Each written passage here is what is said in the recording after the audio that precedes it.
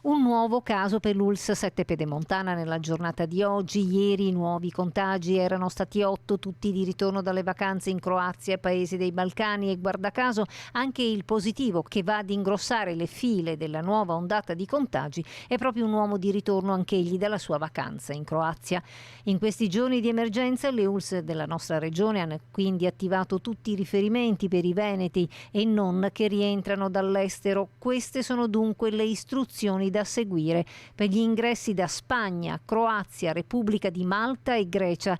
Non ci sono restrizioni per chi è stato sottoposto a tampone con esito negativo nelle 72 ore precedenti l'arrivo in Veneto. Chi non l'ha fatto ha il dovere di segnalare il suo ingresso all'azienda ULSS di riferimento, che provvederà all'esecuzione del tampone in 48 ore. Nel periodo di attesa dell'esito dell'esame è tenuto a rimanere al proprio domicilio e mantenere comportamenti corretti e attenti. Ecco l'indirizzo mail e numeri dedicati per informazioni sul coronavirus al rientro dall'estero attivati dall'ULSS 7 Pedemontana.